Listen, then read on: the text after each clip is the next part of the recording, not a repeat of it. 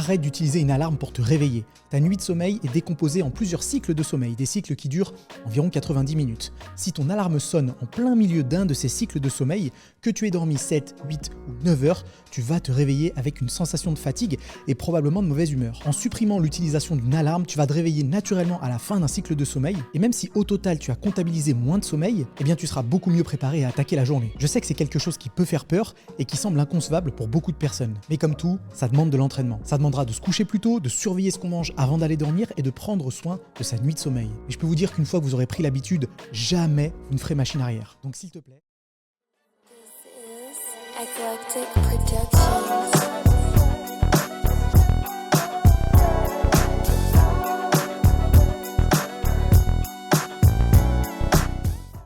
Vite fait, avant de commencer la vidéo, faut que je te montre un truc, tu vas péter un plomb. En fait, je voulais acheter un gel douche au magasin, alors ce que j'ai trouvé. C'est un gel douche, mais en fait, il a une forme, on dirait un brick de lait d'amande.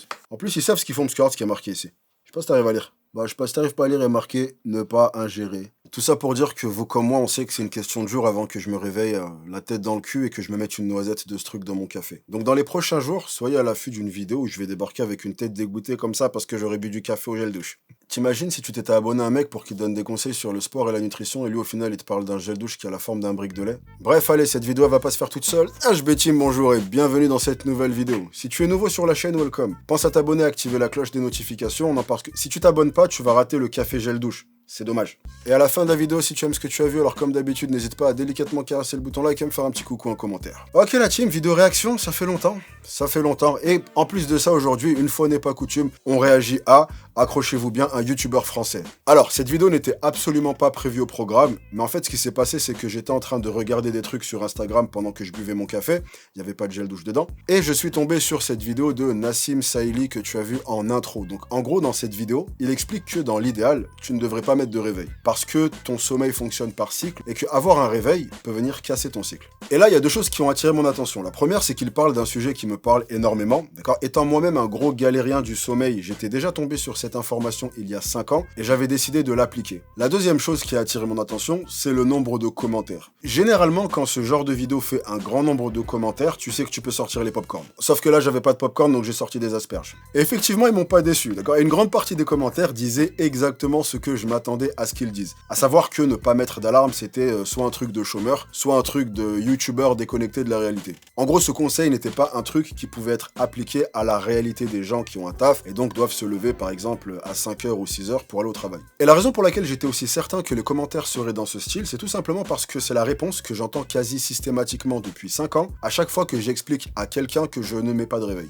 Pourtant, malgré mes apparences de youtubeur déconnecté de la réalité, je me réveille chaque jour entre 5h et 6h. Et surtout, je travaille sur internet seulement depuis un peu plus de 2 ans. D'accord ? Depuis le premier confinement. Avant ça, je travaillais en salle de sport et je commençais ma journée à 6h chaque jour, sans mettre de réveil. Et en 3 ans, j'ai jamais eu de panne de réveil et je suis toujours arrivé au travail à l'heure. Maintenant, j'arrive à comprendre les réactions des gens qui ont posté ces commentaires. En effet, tu te retrouves devant une vidéo de 48 secondes où un mec te dit « Arrête de mettre ton réveil pour respecter tes cycles ». Le truc avec ça, c'est que Nassim s'est heurté à un problème auquel on est tous confrontés, nous qui sommes habitués à faire des vidéos longues. Ce problème, c'est que vu que maintenant la tendance est aux vidéos de 1 minute, tu dois trouver le moyen de faire rentrer ton info dans 1 minute. Et donc forcément, tu vas devoir t'en tenir à l'essentiel. Ça m'arrive aussi, quand je vais poster un réel et que des gens me disent « T'as pas pensé à dire ci, t'as oublié de dire ça ».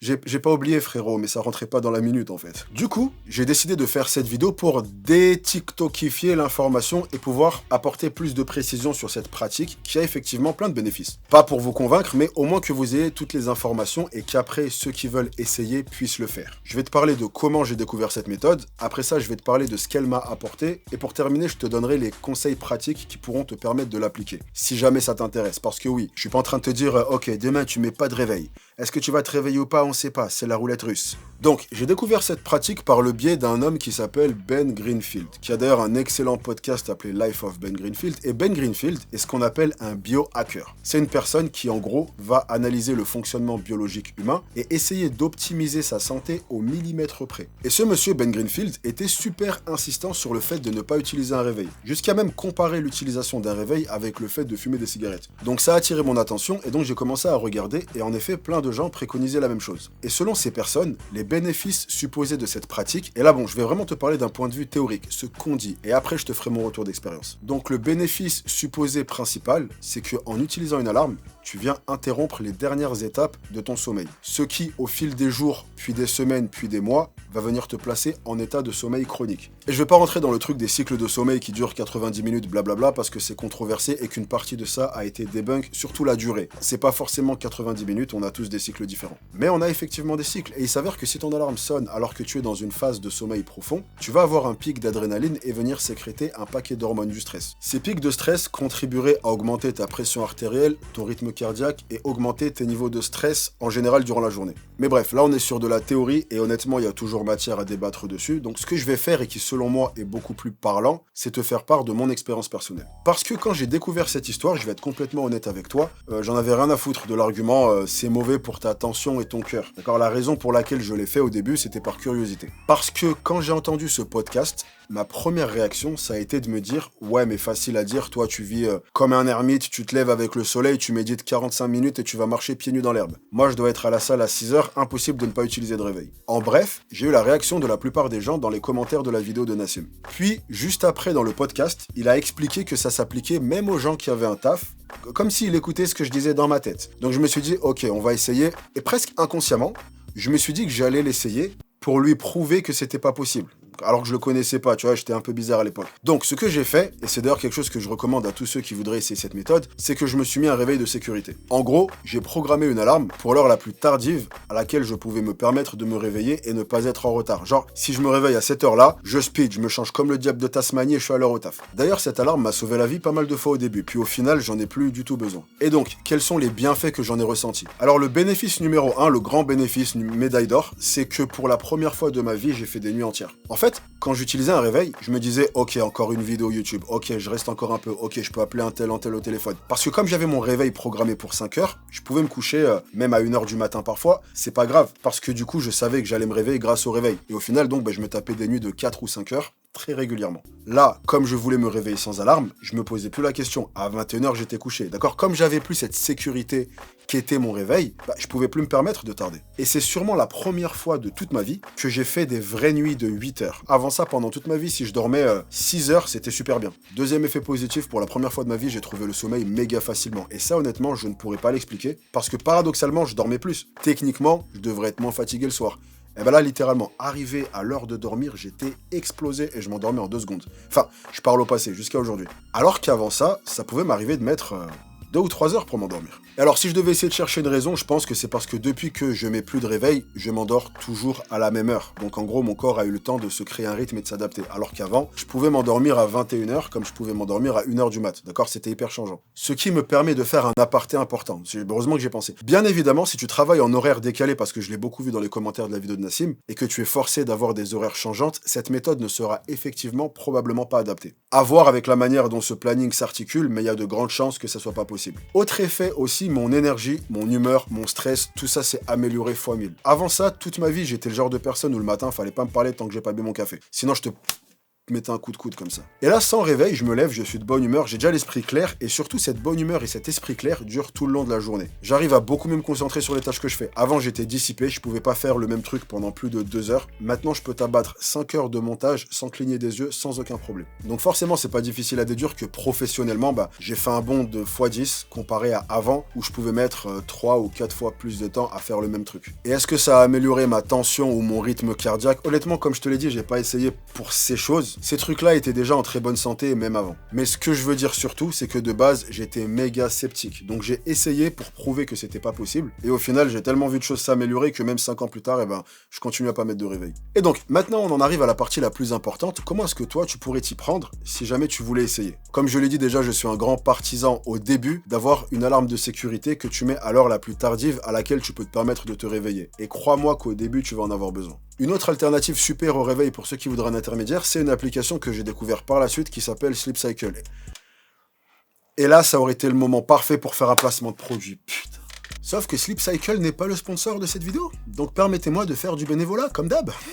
Donc en fait, alors Sleep Cycle, c'est une application, en gros, elle va étudier la phase de sommeil dans laquelle tu te trouves, d'accord, en fonction de ta respiration, de tes mouvements, etc. Et ce qu'elle va faire, c'est qu'elle va te réveiller lorsque tu te trouves dans la phase de sommeil la moins profonde. Et juste ça, pour moi, c'est un super intermédiaire. Donc, pour ceux qui voudraient trouver un juste milieu et qui ont peur de ne pas mettre de réveil, voilà, cette appli, elle est vraiment top. Maintenant, on va leur dire de passer à la caisse parce que je veux mon chèque. J'en ai marre de commencer à donner des forces. Non, mais blague à part, là, je voulais résumer rapidement, mais c'est vraiment une super application. Et bah voilà, vous pouvez la Google et vous pourrez en savoir plus sur ce en quoi elle consiste. Mais vraiment, elle est super.